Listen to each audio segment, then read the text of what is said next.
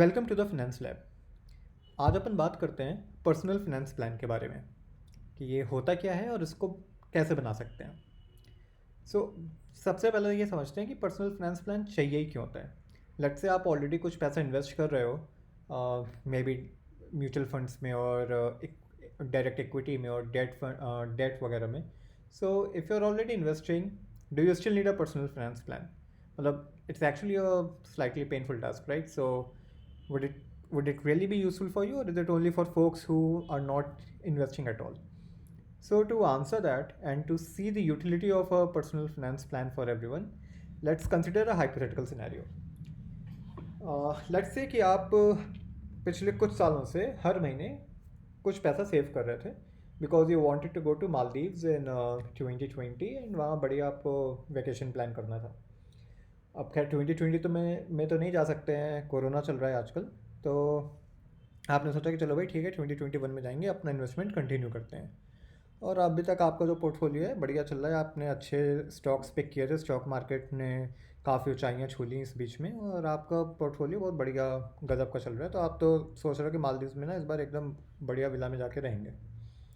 सो आप आराम से चैन की बंसी बजा के सो रहे हो, 2021 के सपने देख रहे हो, बीचेस दिख रही हैं आपको एंड ऑल दैट।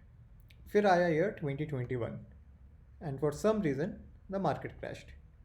अब मार्केट क्रैश हो गई तो आपका सपना तो भूल जाओ, आप बस ये सोच लो कि आपका जो इन्वेस्टमेंट है वो शायद अब इतना ही रह गया है कि मालदीव की जगह आप झूम भी तलैया जा सकते हो, वहाँ पे मोहम्मद रफ़ी के कुछ सैड सॉन्ग सुन सकते हो, बस वही वही रह गया।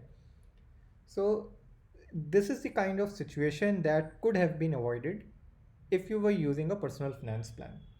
और ये तो चलो बहुत छोटी सी चीज़ है कि एक वेकेशन थी मिस हो गई। नाउ इमेजिन अगर आपने अपने फ्यूचर गोल्स कुछ सोच रखे हों कि हाँ बच्चे की ना हायर एजुकेशन के लिए हम लोग पैसा सेव करें, जब उसकी ज़रूरत पड़ी उस पैसे की, उस टाइम पता चला कि आपका जो इन्वेस्टमेंट था वो आपको दगा दे गया। That investment did not actually attain it's purpose जो भी उसका था, right? So that would be a problem. So this is where a personal finance plan can help you.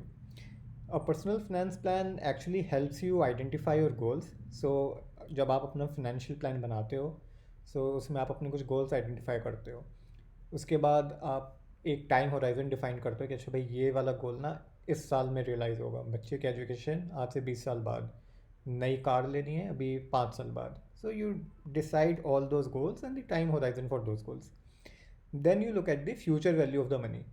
भाई आज जो चीज़ आपको 1,000 रुपये में मिल रही है, या आज जिस चीज़ की वैल्यू 1,000 रुपये है, आज से 10 साल 20 साल बाद उस चीज़ की वैल्यू और ज़्यादा होगी। मैं कैलकुलेट कर रहा था, अगर आज के डेट में आप अपने बच्चे की एजुकेशन सोचो कि उसको बीटेक कराना है, 20 लाख रुपए लगेगा, तो आज से 20 साल बाद वो शायद 1 करोड़ के आसपास हो जाएगी वो वैल्यू, राइट? सो वो फ्यूचर वैल्यू ऑफ मनी भी आपका पर्सनल फाइनेंस प्लान आपको निकाल के देगा। And then depending on like all the above 3 steps, you actually are able to decide कि कौन से इन्वेस्टमेंट कैटेगरी में पैसा लगाना चाहिए और कब निकालना चाहिए। So a personal finance plan also helps you do that. And most important of all, it removes the emotion out of the investment. I've seen and in fact like even I'm guilty of that. I've seen a lot of people do this कि अरे यार ये वाला stock ना ठीक है, अभी शायद ये और ऊपर जाएगा, अभी इसको नहीं बेचते हैं, या ये गिर तो रहा है, ये स्टॉक गिरता जा रहा है लेकिन नहीं कोई बात नहीं, ये ना अभी देखना ये फिर से उठेगा। सो हम लोग वो इमोशनल डिसीजंस लेने लगते हैं इन्वेस्टमेंट में। And if you have a proper finance plan in place, then it will take out those emotions out of your investment, which is very critical. So this is the reason why I suggest that everyone should have a personal finance plan. Whether you're investing per month or you're new to it, you should first and foremost create a personal finance plan for yourself. अब let's talk about the steps, कैसे बनाते हैं. So what I decided is कि I have identified like around not around actually 6 major steps to create a personal finance plan. But अभी अगर इस video में वो सारे स्टेप्स के बारे में डिस्कस करना शुरू किया तो बहुत लंबा हो जाएगा और आप लोग शायद ये बीच में वीडियो छोड़ के चले जाओगे। मतलब I know it's a boring topic, right? So ज़्यादा देर तो अटेंशन स्पैन आपका मिलेगा नहीं मुझे। So what I have done is I have listed down these 6 steps and मैं थोड़ा थोड़ा इन स्टेप्स के बारे में आपको बताऊंगा। एंड देन गोइंग फॉरवर्ड मैं और वीडियोज़ बनाऊंगा जिसमें मैं एक एक स्टेप को डिटेल में डिस्कस करूँगा। So what are these steps? First and foremost is your setting up the emergency fund. So emergency fund क्यों चाहिए होता है, उसके लिए आपको पैसे कहाँ लगाने चाहिए, ये सारी चीज़ें हम लोग नेक्स्ट वीडियो में डिस्कस करेंगे. Next step is to purchase life and health insurance. This again is a very boring topic. बहुत से लोगों को ये चीज़ समझ में नहीं आती कि यार हम हर साल ना 20,000 50,000 रुपये इंश्योरेंस में लगा रहे हैं, और क्यों लगा रहे हैं, क्या ज़रूरत है. मैं भी ऐसे ही सोचता था. मेरे जीजा जी मुझे बहुत समझाते थे कि बेटा हेल्थ इंश्योरेंस ले लो सबके लिए, घर वालों के लिए, बट मैं नहीं समझता था. बहुत दिन बाद मेरे दिमाग की बत्ती जली थी, and then I took that. So इस वीडियो में हम लोग डिस्कस करेंगे कि health insurance and life insurance क्यों ज़रूरी है, what were the reasons I decided to purchase a health insurance even though my company was already providing me that. So we will discuss all of that. Then the next step, according to me, is setting up your retirement fund. The reason I keep this above all other goals is because the amount of money that you will need at the time of your retirement, if you want to live like if you want to follow the lifestyle that you are currently following, that amount will be very huge. How huge, we will again see that in the video. But this is the reason that I keep retirement planning above all other financial goals. Now the next step is to identify your other financial goals. Now this could include child's education, or if you have like a vacation plan, or like if you have some other goals such as purchasing a car or purchasing a home or whatever. So all those goals come under this. And then once you identify these financial goals and you identify how much time you have for each of these goals, that's when we decide where to invest for these goals. Now, if a goal is, let's say, going to realize in the next year, then if you're investing in equity, अगर आप equity में पैसा लगा रहे हो, आपका गोल अगले साल है, that's not the right thing. So हम लोग टाइम होराइजन देख के डिसाइड करते हैं अच्छा कितना परसेंटेज हमें इक्विटी में लगाना चाहिए, कितना डेट में लगाना चाहिए. 100% equity exposure is never good. Similarly 100% debt exposure अगर आपका है और आपका गोल है आज से 20 साल बाद का, तो that again is not good. So depending on all of these criteria, we decide. Once you have done this, comes the last and the most important step, which is evaluation of your portfolio. So a lot of times what people do is कि हाँ ठीक है goals define कर लिया, अब उसमें पैसा लगा रहे हैं आंखें बंद करके, देख ही नहीं रहे हैं कि वो पोर्टफोलियो हमारा परफॉर्म कैसे कर रहे हैं.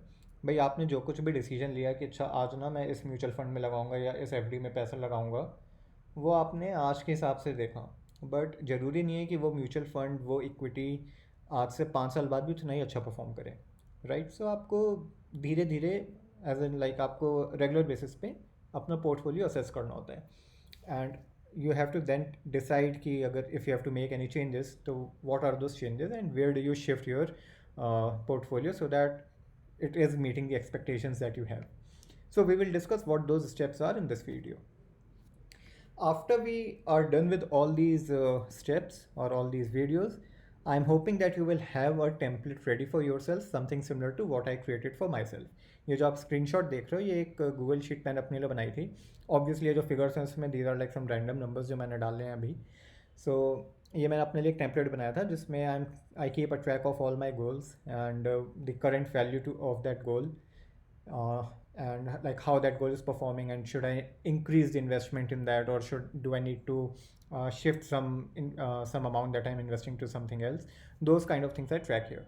So एक बार आपका ये template ready हो जाएगा, I think like your life will be slightly peaceful, at least from this aspect. So I will help you plan your I'll help you create this template, and I'll help you basically plan build your overall personal finance plan. So with that, we come to the end of this video. And if you found it useful, please do like this video, share it with your friends, subscribe to it, uh, leave your comments. Like all of these would motivate me to create more videos for you. And in fact, like if you have any suggestions, any feedback for me, do let me know. If you think that this format would not work and it's better to have this content in the form of a text, please let me know. I'm just trying out new strategies for sharing these insights, so do let me know what you think would work for you. And we also have a Facebook page and a WhatsApp group. The links are there in the description. आप एक बार description खोल के उन links पे click करके follow us there also.